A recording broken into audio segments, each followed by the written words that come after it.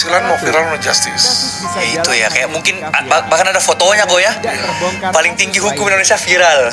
Ya. Bawahnya baru undang-undang. Saking itunya. Makanya sekarang polisi takutnya mau viral. Jadi kayak itu Polres Kapolda Sumatera Barat mau nangkep orang yang viralin. Siapa nih yang viralin? Saya mau tangkap. Bukan tangkap penjahatnya yang bunuh orang, yang mau ditangkap yang viralin. Kan lucu, Pak. Iya. Kalau nggak ada yang viralin kan nggak kebongkar. Iya. Jadi yang ditangkap sama dia tuh whistleblower. Dimana kalau di Amerika, di luar negeri, whistleblower itu dilindungi. LPSK pasti ngelindungin kalau whistleblower. Hanya di Indonesia, Pak, whistleblower itu dipersekusi. Jadi gini ya, kalau mengenai melaporkan balik, tadi saudara-saudara yang ada di dalam ruang persidangan hadir dan tegas menjelas mendengar hakim yang bicara. Bukan kita yang bicara, hakim bilang termohon yaitu PT FNS sudah melakukan perbuatan melawan hukum. Jadi yang melakukan perbuatan melawan hukum ini adalah termohon, si PT-nya itu FNS. Bagaimana seseorang yang sudah dibilang melakukan perbuatan melawan hukum malah mau melaporkan orang yang dirugikan? Maling makan korban di situ kan? Ya, jadi hidup Batman. Nah, tadi Lidik kasih 15 juta ke tim penyidik ya. Terus belum harus kasih ke Kanit, teman-teman. Ya, di Lidik kita harus kasih ke Kanit. Itu 15 juta lagi untuk Kanit. Kenapa? Kanit itulah nanti yang mengeluarkan surat perintah penyelidikan, SP Lidik situ. Oke, kita keluar lagi 30 juta untuk 2 orang ahli. Satu peserta berapa? Amplopin lah, Pak, minimal 5 juta satu orang. Oke, 8 kali 5, 40 juta lagi kita keluar waktu itu ya. Untuk apa? Untuk gelar perkara, teman-teman. Jadi untuk gelar perkara tuh keluar lagi 40 juta. 15 juta lagi untuk tim ya, untuk tim penyidik kasih lagi 15 juta. Nah, itu minimal 25 juta tuh ya, di situ 25 juta untuk Kasubdit. Oke, Panit kita kasih lagi deh 10 ke Panit ya, teman-teman ya. Ini adalah gelar untuk dari sidik jadi tersangka, itu minta lagi. Ya, saya diminta lagi di situ 10 juta waktu itu ya. Untuk gelar TSK, teman-teman. Karena kalau TSK itu bisa ditangkap, bisa ditahan. Nah, berapa Bang jemput paksa? Duit lagi, teman-teman, ya kan. Kita kasih lagi misalnya 15 juta di situ. Sebenarnya nggak ada rate pasti. Secara hukum itu semua gratis. Tapi kalau kita semuanya gratis, saya yakin ya kan, kemungkinan besar laporan polisi nggak akan jalan. Lagi 15 juta di situ untuk apa? Untuk jemput paksa di situ. 5, 15, 20, 20 tambah 15, 35 tambah 30, 65, 65 tambah 5, 70, atau 70 tambah 45, 115 tambah 15, 130, 130 tambah 15, 145, 145 tambah 25, 170, 170 tambah 10, 180, 180 tambah 70 lagi, 250, 250 tambah 15, ya, 265 nih di sini. Ini teman-teman, sorry, masih di kepolisian. Masih di kepolisian.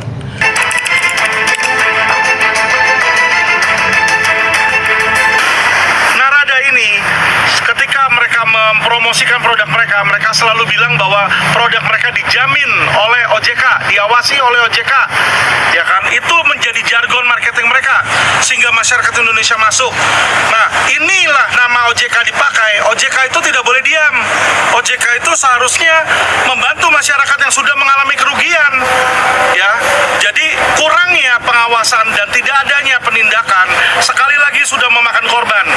Kami mohon kepada Bapak Presiden Joko Widodo, ya, Bapak Presiden selalu bicara di media bahwa penegakan hukum, penindakan, lapor kalau ada masalah, lapor kalau ada pidana. Kami sudah lapor, ini sudah puluhan perusahaan investasi yang hancur di Indonesia ya. Jadi satu perusahaan aja kemarin yang Indosuria pertama 18 triliun itu sudah ditetapkan menjadi tersangka. Namun hingga hari ini Henry Surya tidak ditahan. Ya, padahal ancaman pasal 46 yang disangkakan adalah 15 tahun penjara. Sedangkan kasus ringan sekali lagi seperti Jering yang hanya mengkritisasi penggunaan masker, beliau saja ditahan di situ oleh aparat ya, yang padahal ancamannya hanya 6 tahun dan tidak tidak merugikan masyarakat manapun di situ. Nah, kami mohon kepada Presiden untuk agar penegakan dan penindakan hukum itu bisa secara adil ditegakkan. Jangan hukum itu yang diberantas, ya, yang dijadikan korban adalah masyarakat tingkat bawah. Tetapi masyarakat golongan atas yang punya uang yang nipu, uang masyarakat triliunan, oknum-oknum mafia keuangan itu dibiarkan. Kenapa saya bilang dibiarkan? Tersangka cuma status, pidana itu penindakannya adalah dimasukkan ke penjara. Untuk mereka itu menimbulkan efek jerah dan kapok. Tolong Bapak Presiden bilang penindakan hukum menjadi panglima nomor 1 di Indonesia. Tetapi mohon maaf, saya tidak melihat seperti itu kenyataannya. Yang saya lihat tindakan ini, pisau itu tumpul, ya, tumpul terhadap para penguasa, tumpul terhadap para pengusaha yang punya banyak duit, oknum-oknum yang menindas masyarakat. Terima kasih Bapak Kapolda sekali lagi sudah banyak membantu kami. Tugas kami law firm hanya bisa membuat aduan dan mengawal para korban seperti Pak Evan yang ada di sebelah saya ini, korban dari Narada, ya. Ini 68 yang sudah melapor, 68 korban. Itu bukan jumlah yang sedikit, itu baru dari satu laporan, ya, satu perusahaan. Jadi tolong masyarakat tindak lanjuti. Di dalam corona pandemik sekarang ini, kasihan, mencari nafkah aja susah, apalagi ini uang tabungan mereka dihantam, dihajar. Bapak Presiden dan Bapak Kapolda, tolong atensi kasus ini, karena ini sangat penting bagi masyarakat. Kalau dibiarkan, saya yakin ekonomi Indonesia akan masuk ke dalam resesi. Itu mau kurang apa lagi? Bapak Kapolri, ini Henry Suryani yang lagi mau ngencingin Anda, mau menunjukkan kepada Indonesia bagaimana uang adalah panglima. Ini yang sedang dilakukan oleh saudara Henry Surya. Bagaimana dia bisa membuktikan kehebatan dia dalam posisi sebagai tersangka dan posisi dalam tahanan di penjara paling ketat di Indonesia, yaitu Mabes Polri, tahanan Mabes Polri, bisa keluar di siang bolong, bawa handphone, ya, dan melaporkan kembali advokat dengan tuduhan pencemaran nama baik. Kalau ini dibiarkan, ya kan, kalau ini dibiarkan, siapa yang mau percaya pada hukum di Indonesia? Jadi kalau ada kasus yang Tiba-tiba hilang. stop, Itu Sandra. tapi belum di SP3, belum dihentikan, itu disandera, Pak. Waduh. Dan orang-orang pada takut. Jadi lawyer itu sangat sulit di Indonesia. Hal yang sama dengan Novel Baswedan, Pak. Iya. Novel Baswedan waktu jadi polisi, boroknya dia itu sama atasannya sudah disimpan.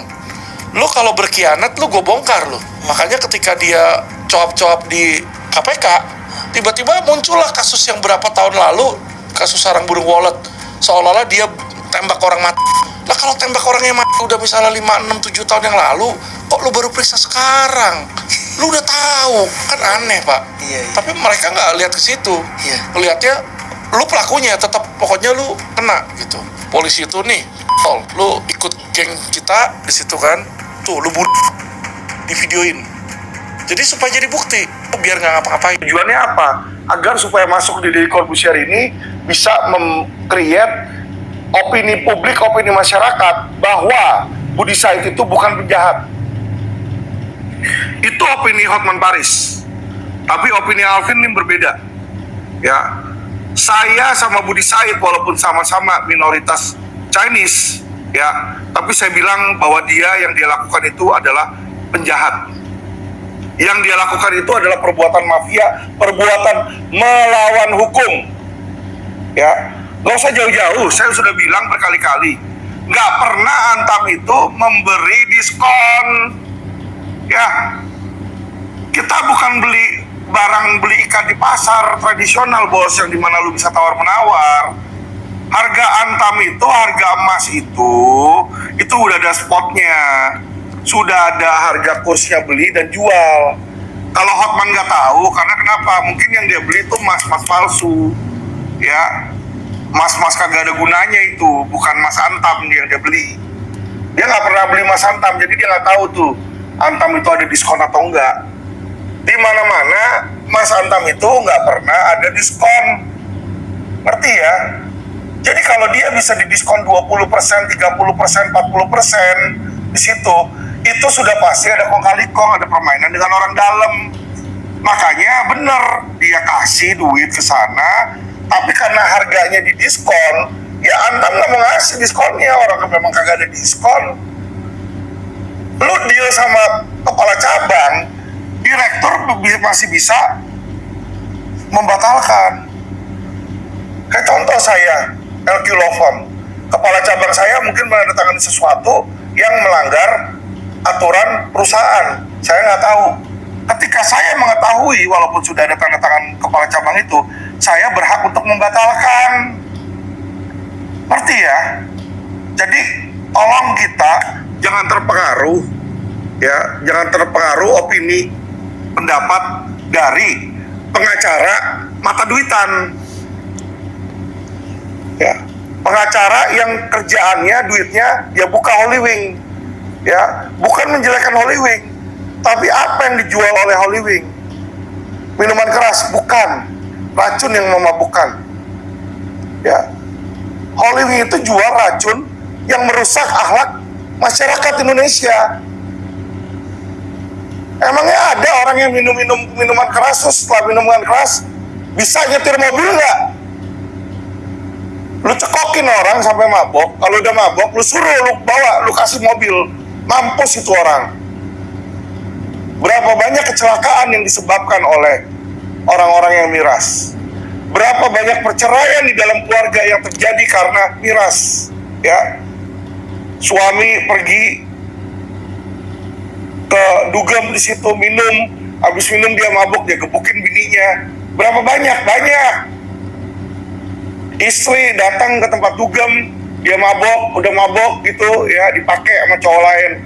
Ya, banyak. Karena itu adalah tempat maksiat.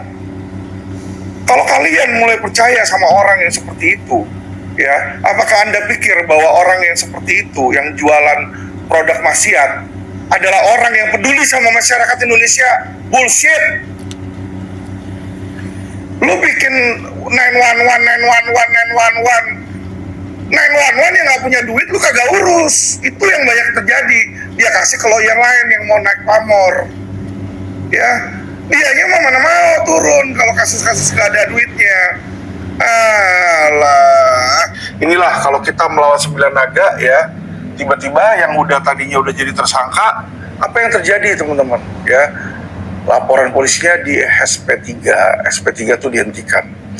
Nah, malah lebih parahnya lagi ada laporan balik teman-teman, yaitu laporan sumpah palsu. Jadi dianggap bahwa Ike Farida ini bersumpah palsu atau menyuruh orang atau diduga ikut serta dalam sumpah palsu, sehingga dilaporkanlah Ibu Ike Farida ini ke polisi, ya, dan waktu dia jadi tersangka waktu itu sempat memberikan kuasa ke saya, ya. Terus sama saya berusaha damaikan dengan si Pakuwon, ya, karena kebetulan saya kenal sama pemiliknya melalui teman saya Pak Wevan. Saya hubungi Pak Wevan hubungi Ibu Melinda. Singkat cerita, mereka bersedia mengganti. Saya mintakan lebih dari 3M, karena 3M itu adalah harga ketika dia beli waktu itu, sedangkan harga apartemennya sekarang ini sudah naik teman-teman, udah bukan 3M ya, udah kurang lebih sekitar 5-an di situ. Nah, terus Ibu Melinda Teja bilang, ya udah, tawarkan ke klien kamu, kalau mau kita berikan ganti rugi berdasarkan harga pasar saat ini, yaitu 5 miliar sekian. Nah, saya hubungi Ibu Ike Farida, tapi Ibu Ike Farida tetap tidak mau, ya, dengan 5M. Beliau merasa uangnya itu nggak cukup dan bilang ke sayanya mau minta 10 kali lipat karena sudah 10 tahun katanya. Karena ya ada kerugian-kerugian yang beliau hadapi, seperti contoh ya kerugian waktu, kerugian biaya gugatan dan sebagainya lah di situ, ya. Tapi saya merasa kalau meminta saya untuk menyampaikan ke Pakuwon dengan ganti rugi 10 kali lipat, menurut saya sih nggak pada tempatnya, ya. Jadi alhasil saat itu saya tidak melanjutkan kuasa dengan Ibu Ike Farida, dan Ibu Ike Farida mendapatkan lawyer lain, yaitu Bapak Kamarudin, teman-teman, ya. Nah, ketika Pak Kamarudin menangani perkara ini ya, dia pakai cara yang ya beliau idealis ya.